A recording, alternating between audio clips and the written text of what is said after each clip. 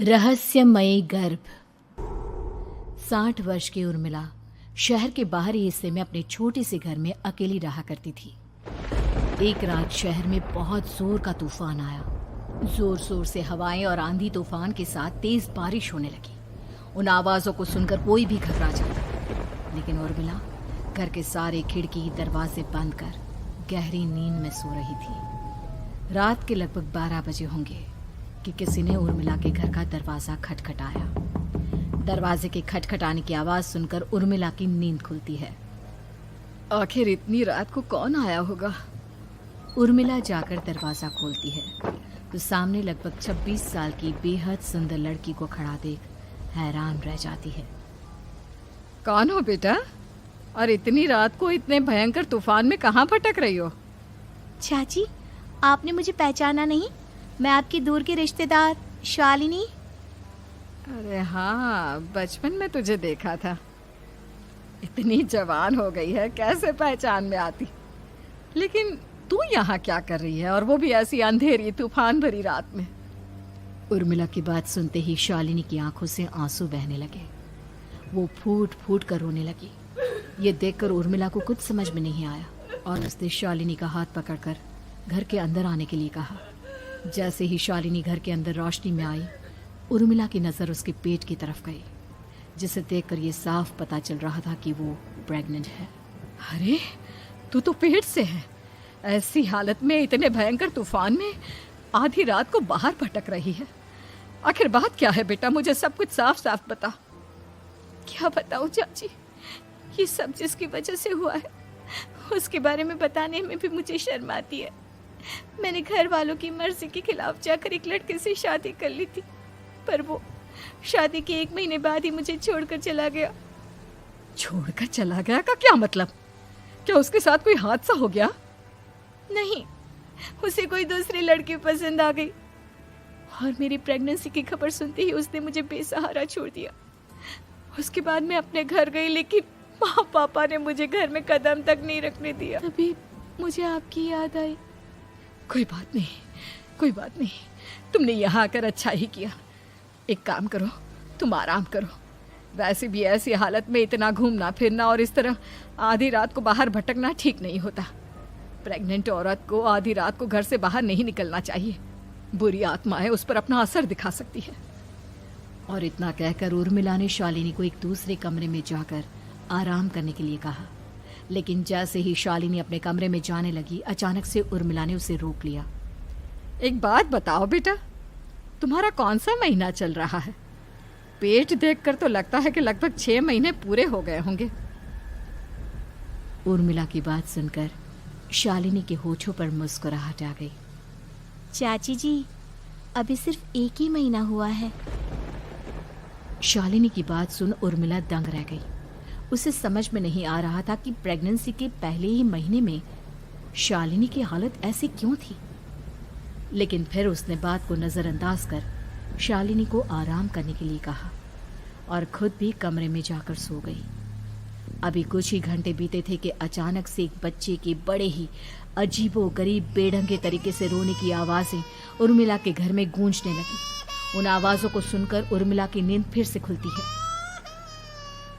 ये अचानक बच्चे के रोने की आवाज कहां से आने लगी? उसने उठकर चारों तरफ देखा, पर वहां उसे कोई नजर नहीं आया। उर्मिला घबराते हुए शालिनी के कमरे में गई तो वहां उसे कमरे की दीवार पर एक बेहद खौफनाक साया नजर आया, जिसे देखकर उर्मिला बुरी तरह से घबरा गई। आखिर ये सब क्या हो रहा है? शालिनी, शालिनी उठो! उसने जोर जोर से आवाज देकर शालिनी को जगाने की कोशिश की, लेकिन ऐसा लग रहा था जैसे उसकी आवाज शालिनी तक पहुंच ही नहीं रही थी। कमरे की दीवार पर एक बहुत बड़ा और बेहद डरावने दिखने वाले इंसान का साया और एक बच्चे के अजीबोगरीब ढंग से रोने और चीखने की आवाजें अब उर्मिला को ज्यादा डराने लगी थी। उर्मिला को शालिनी की चिंता सताने लगी और उसने पूरी ताकत के साथ चीखकर शालिनी को आवाज लगाई, शालिनी! तभी अचानक सब कुछ एकदम पहले जैसा हो जाता है और उर्मिला की आवाज सुनकर शालिनी की नींद खुलती है। क्या हुआ चाची? आप इतनी तेज क्यों चिल्ला रही हैं? अब ठीक तो है ना? अभी अभी मैंने तुम्हारे कमरे में कुछ अजीब सा देखा। तुम ठीक हो ना शालिनी?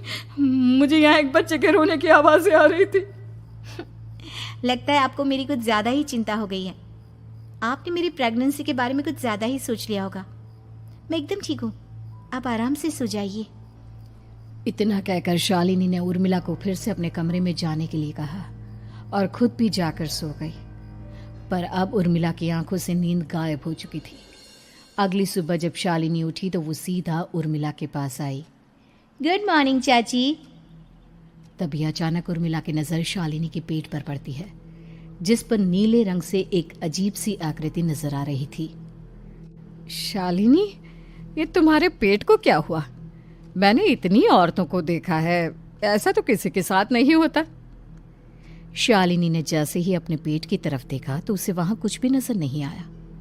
चाची कुछ भी तो नहीं है, सब कुछ एकदम नॉर्मल है।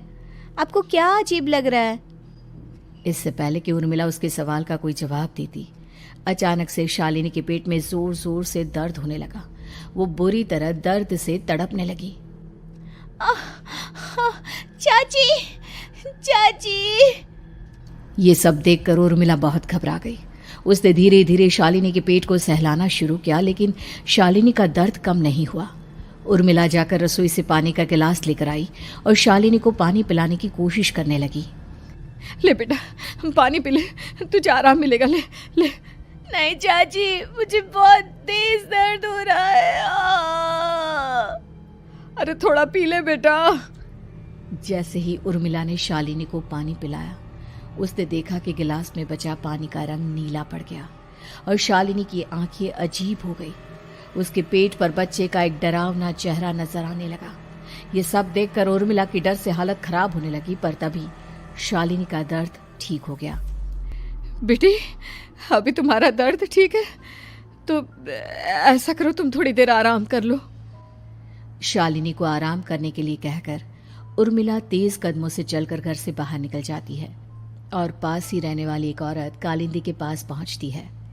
अरे उर्मिला बहन, बड़े दिनों बाद दिखाई दी, क्या हुआ? बहुत घबराई हुई सी लग रही हो, सब ठीक तो है ना? क्या बताओ कालिंदी बहन, मेरी एक दूर की रिश्तेदार आई हुई है। वो पेट से है और उसके साथ ना अजीब अजीब चीजें हो रही है। अब उर्मिला सारी बात कालिंदी को बताती है, जिसे सुनने के बाद काले जादू और तंत्र विद्या की माहिर कालिंदी एक ताबीज बनाकर उसे देती है। बहन, मुझे शालिनी पर किसी बुरी आत्मा का साया लगता है। ये ताबीज ले जाओ, आज रात को 12 बजे उसे पहना देना, फिर सब ठीक हो जाएगा। उर्मिला ताबीज लेकर घर वापस आती है और अब आधी रात के होने का इंतजार करने लगती है। जैसे ही आधी रात होती है, वो नींद में सोई शालिनी को ताबीज पहना शांति से अपने कमरे में आकर अपने पलंग पर लेट जाती है। अब सब ठीक हो जाएगा। ये सोचकर उर्मिला शांति की एक सांस ही लेती है कि तभी अचानक उसकी आंखों के सामने कुछ ऐसा आता है जिसे देखकर उर्मिला डर से चीखने लगती है। तुम कौन हो? कौन हो तुम? जाओ यहाँ से, जाओ जाओ यहाँ से। तभी उर्मिला की एक जोरदार दर्द भरी डरावनी चीख वहां पर गूंज गई। उर्मिला की आंखों के सामने एक बच्चा खड़ा हुआ था, जिसका पूरा शरीर किसी बूढ़े की तरह नजर आता था, लेकिन मुंह किसी नवजात बच्चे की तरह था। उसकी आंखें गुस्से से लाल थी और वो घूर घूर कर उर्मिला की तरफ देखा जा रहा था। कौन हो तुम? कौन हो? उर्मिला के चीखते ही वो बच्चा जोर जोर से रोने लगा। घबराकर उर्मिला ने अपने हाथों को अपने कानों पर रख लिया। उसकी समझ में नहीं आ रहा है कि आखिर ये सब उसके साथ क्या हो रहा है। कौन हो तुम? कौन हो? क्या चाहते हो मुझसे? जाओ जाओ यहाँ से, आखिर तुम हो कौन? तभी अचानक से उर्मिला के पूरे घर में लाल रंग की रोशनी फैल गई। वो बच्चा धीरे धीरे कदमों से चलता हुआ उर्मिला की तरफ बढ़ने लगा। किसी नवजात पैदा हुए बच्चे के जैसे उसके रोने की आवाज अब उर्मिला के कानों में गूंज रही थी। लेकिन कुछ ही सेकंड में वो चुप हो गया और उसने बेहद खतरनाक आवाज में उर्मिला के सवाल का जवाब दिया। मैं वो हूँ जो अब तक पैदा नहीं हुआ, लेकिन जब मैं पैदा हो जाऊंगा तो वो होगा जो अब तक कभी नहीं हुआ। ये क्या कहना चाहते हो तुम? ऐसा क्या हुआ जो अब तक नहीं हुआ? तबाही होगी, तबाही। सब कुछ खत्म हो जाएगा और ये जो लड़की मुझे जन्म देने वाली है, मैं उसका खून पी जाऊंगा, सारा खून। उस बच्चे की बात सुनते ही उर्मिला बुरी तरह घबरा गई। उसका एक बुजुर्ग आदमी जैसा शरीर, एक नवजात बच्चे जैसा चेहरा, ये दोनों ही बातें उर्मिला की समझ से बाहर थी। तभी वो बच्चा अचानक गायब हो गया। घर का माहौल फिर से पहले जैसा हो गया। लाल रंग की रोशनी भी अब गायब हो चुकी थी। उर्मिला दौड़कर शालिनी के कमरे में पहुंची, जहां वो गहरी नींद में सोई हुई थी, पर उसके गले का ताबीज गायब हो चुका था। उठो उठो शालिनी, उठो बेटा, मुझे तुमसे जरूरी बात करनी है। अरे चाची क्या हुआ? इतनी रात को आप परेशान क्यों कर रही हैं? सब ठीक है ना? अभी जब तुम सो रही थी ना, तो मैंने तुम्हारे गले में एक ताबीज पहनाया था। कहाँ गया बेटा, बताओ मुझे। शालिनी ने चारों तरफ अपनी नजरें घुमाकर देखा, लेकिन वहां पर कोई ताबीज नहीं था। वह हैरानी से उर्मिला के चेहरे की तरफ देखने लगी। उसे समझ में नहीं आ रहा था कि आखिर उर्मिला किस ताबीज के बारे में बात कर रही थी। नहीं चाची, यहाँ कोई ताबीज नहीं है। लगता है आपने कोई बुरा सपना देखा है। मैंने कोई बुरा सपना नहीं देखा। खैर छोड़ो, तुम अब सो जाओ, कल सुबह बात करते हैं। डर और घबराहट की वजह से उर्मिला की आंखों से नींद तो जैसे बिल्कुल गायब हो गई थी। अगली सुबह उर्मिला बिना कोई देर किए गांव के बाहर एक छोटी सी झोपड़ी में रहने वाले बूढ़े पंडित के पास पहुंची। पंडित जी, मेरी मदद कीजिए। अरे आओ आओ उर्मिला, क्या हुआ? सब ठीक तो है ना? क्या बताओ पंडित जी, बहुत बड़ी मुसीबत है। मेरी दूर की एक रिश्तेदार लड़की पेट से है और उसके साथ बहुत डरावनी चीजें हो रही है। कल रात को तो एक अजीब सा दिखने वाला बच्चा मेरी आंखों के सामने आकर खड़ा हो गया था।